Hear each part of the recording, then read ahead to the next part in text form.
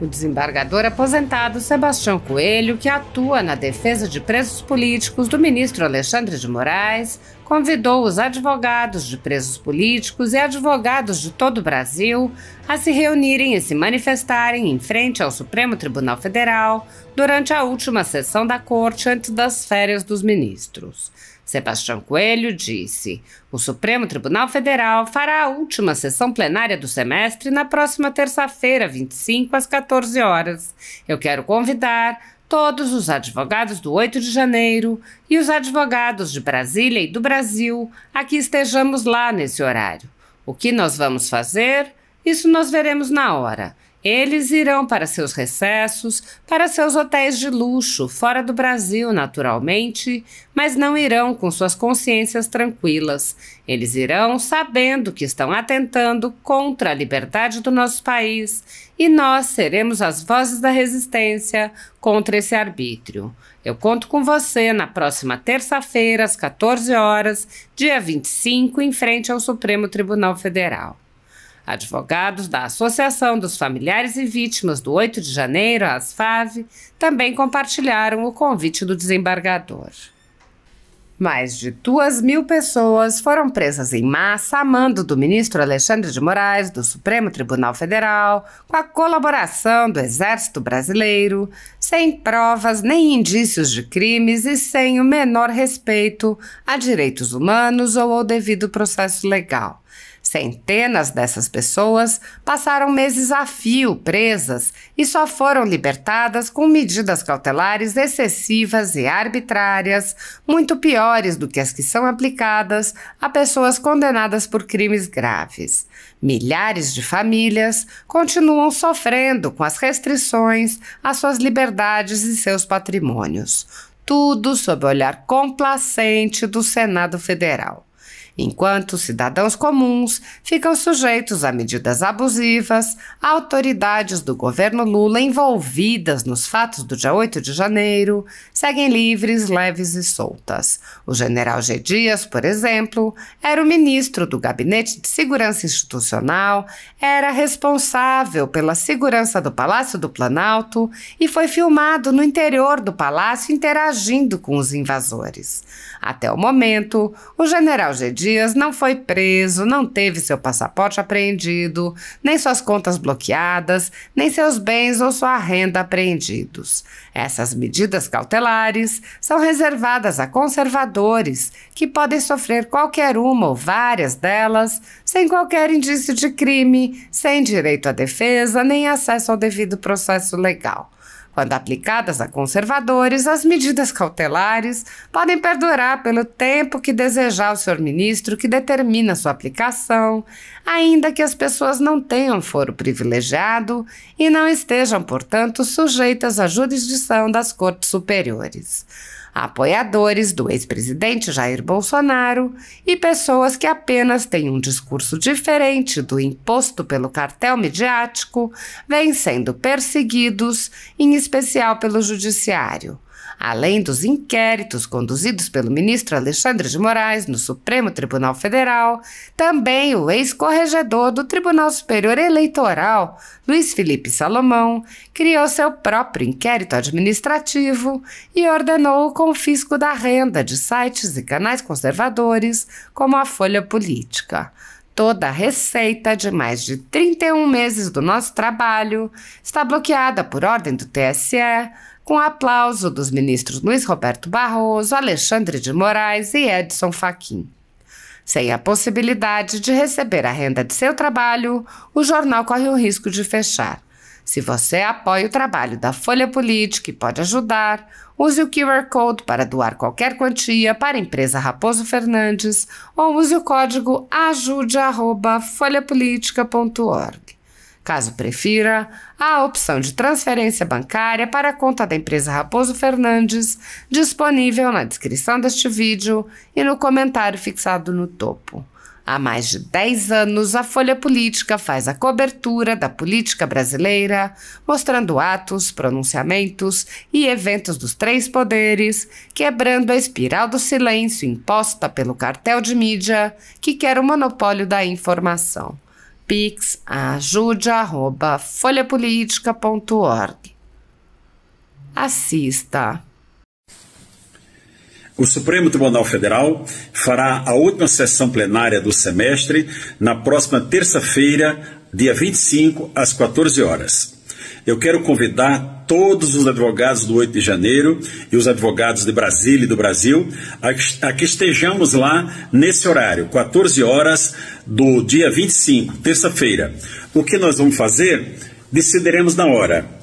Eles irão para o seu recesso, para os seus hotéis de luxo, fora do Brasil naturalmente, mas não irão com as consciências tranquilas. Eles irão sabendo que estão atentando contra a liberdade do nosso país e nós seremos as vozes da resistência contra esse arbítrio. Eu conto com você na próxima terça-feira, às 14 horas, dia 25, em frente ao Supremo Tribunal Federal. Vamos fazer valer o hino, ou ficar a pátria livre, ou morrer pelo Brasil. Não, bom demais estar aqui com vocês. Assim, analisando tudo que todo mundo está dizendo até agora e tal, vocês têm alguma dúvida, existe alguma dúvida que esses inquéritos não têm absolutamente nada de jurídico? A gente está diante de 2 inquéritos políticos, são só inquéritos políticos. Você vê alguma pessoa que não seja conservadora, entre aspas, aí fazendo parte desse inquérito? É claro que não. Então a gente, na verdade, tem 2 absurdos, a gente tem 2 monstros, um que é o primeiro, que foi do fake news, criado, né, assim, esse é o monstro dos monstros, porque você instala um inquérito para apurar o nada, para apurar uma infração penal que não existe. Ou seja, eu nunca vi, fiquei 30 anos no Ministério Público, ninguém nunca instaurou um inquérito policial para apurar um fato atípico. As fake news, até agora, são atípicos, são fatos atípicos. Pode instalar um inquérito para apurar um crime de injúria, né? Pode instalar para apurar um crime de difamação, um crime de calúnia. Até a utilização do nome fake news, ela é ridícula. Por quê? Porque eu estou utilizando um nome que não existe esse nome em iures, não existe essa infração penal. O segundo inquérito, o 4828, que também é uma outra aberração, primeiro é uma aberração maior do que todos, porque foi, né, determinada a sua instauração pelo ministro-presidente do Supremo Tribunal Federal. E o que é engraçado nisso, que a gente tem que perceber, é que a gente viu nessas pessoas, né, alguns ministros do Supremo Tribunal Federal defendendo, né, o pacote anticrime, defendendo o juiz de garantias. Agora a pergunta é, qual é a moral que tem para o ministro Toffoli, por exemplo, defender o juiz de garantias? Qual é a moral?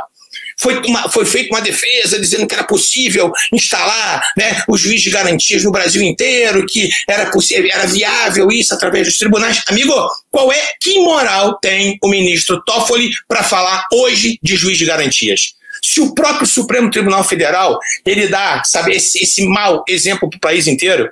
Ou seja, né, como os outros já disseram aqui, você tem um sujeito que é vítima, ele investiga, ele acusa, ele julga. Isso é verdadeira inquisição, isso é uma palhaçada, na verdade. O que a gente tem que entender, o que a gente tem que colocar os pingos nos is, para a gente ser honesto com as pessoas que estão ouvindo a gente aqui, é o seguinte: esses 2 inquéritos, eles foram instaurados especificamente para apurar, entre aspas, fatos, e a maioria deles, e para não dizer todos eles, atípicos, contra pessoas conservadoras. Então, para que vocês tenham uma ideia, nesse segundo inquérito, esse 4828, um dos motivos dele que eu tive lendo esse inquérito é o seguinte: visa apurar aglomerações de indivíduos diante de quartéis, criando pretensões de animosidade entre as Forças Armadas e as instituições nacionais. Amigo, não faz isso. Sabe, chega a ser ridículo uma situação dessa. Você acha que Sarah Winter, né, com o grupo dos 300, vai criar alguma animosidade entre Forças Armadas? Que força que esse grupo tem para fazer alguma coisa com relação às Forças Armadas? Sabe, isso chega a ser ridículo, isso é primário. Sabe, assim, a gente não pode tratar o povo como bobo, ninguém é bobo. A gente está percebendo as coisas que estão acontecendo. Aí vem, investigados. Para atrair a competência para o Supremo Tribunal Federal, 2 deputados foram citados, Daniel Silveira e Júnior Amaral. Sabe por quê? Porque, na verdade, se você não tivesse pessoas com foro de prerrogativa de função, esse inquérito não podia ser instaurado no Supremo Tribunal Federal. Ou seja, aí eu te pergunto, qual é o concurso de pessoas que existem entre 2 camaradas citados lá que eu não conheço, Adilson Nini e Marcelo Frazão? O que esses camaradas têm a ver com os deputados federais? Sabe qual é o concurso de pessoas que faz essa conexão para que todos sejam julgados pelo Supremo? O absurdo é tão grande, isso que eu quero que vocês entendam. Assim, A natureza política desse inquérito é tão evidente, para que vocês tenham uma ideia, essas pessoas, em tese, esse inquérito foi instaurado, esse 4828, para apurar os delitos tipificados na Lei de Segurança Nacional, que são os artigos 16, 22 e 23. O artigo 16, eu fiz questão de anotar aqui, ele fala o seguinte: integrar ou manter associação, partido, comitê, entidade de classe ou grupamento que tenha por objetivo a mudança do regime vigente ou do Estado de Direito, por meios violentos ou com emprego de grave ameaça. Vocês acham que houve algum meio violento? Amigo, meio violento são esses antifas. Cadê esse grupo de antifas aqui dentro desse inquérito policial? Policial, me perdoe, né? Estou até fazendo um desrespeito com a polícia, que de policial não tem absolutamente nada, que a polícia com certeza absoluta saberia apurar.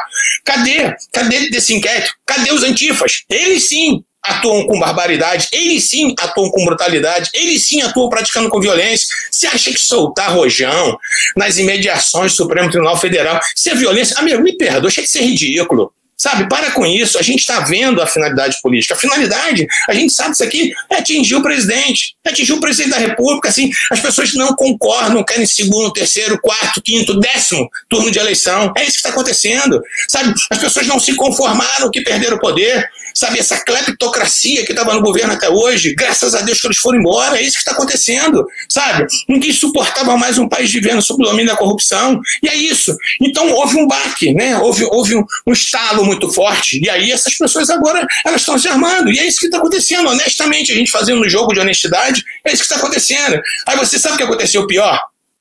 Esse artigo 16 que prevê esse tipo de associação com finalidade política, ela está lá na Lei de Segurança Nacional. Só que a Lei de Segurança Nacional, ela não está na Lei 7.960, que prevê a prisão temporária. Aí sabe o que aconteceu durante o inquérito? Deixaram de lado o artigo 16 e colocaram o artigo 288, que prevê associação criminosa. Isso é uma deslealdade. Sabe por quê? Porque como o artigo 288 do Código Penal, ele está previsto na Lei 7.960, aí cabe prisão temporária. Vocês estão percebendo a sutileza das coisas? E é isso. Não adianta fazer de conta. Nós estamos querendo apurar esse... A gente tem, né, essa coisa de contra crimes contra a Lei de Segurança Nacional, a gente está vendo a subversão da ordem. Amigo, para com isso.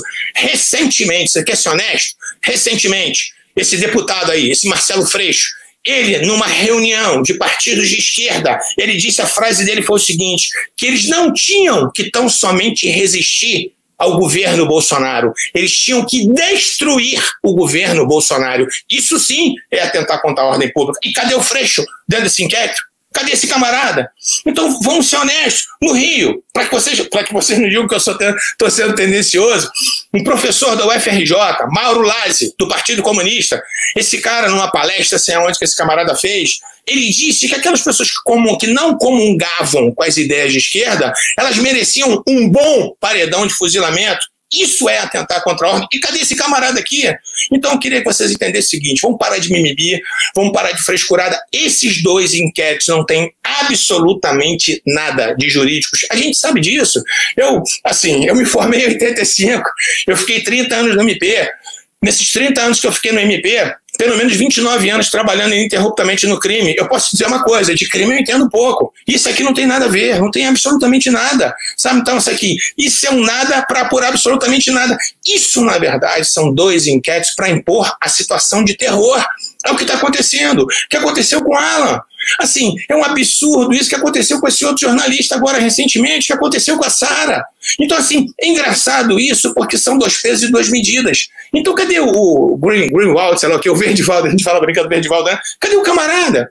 Então, assim, ele pode conseguir, ou ele próprio, não sei o que aconteceu, não vou ser leviano para dizer que eu não sei exatamente o que aconteceu naquela situação, ele pode conseguir conversas interceptadas, ele pode divulgar, ele é blindado pelo Supremo Tribunal Federal e as pessoas não podem falar a respeito disso, as pessoas não podem criticar ministros do Supremo Tribunal Federal. Isso é um absurdo. O que eu mais vejo nas redes sociais são pessoas fazendo chats, pessoas fazendo memes com o presidente Bolsonaro, ministro do Supremo Tribunal falando expressamente a respeito do nome dele.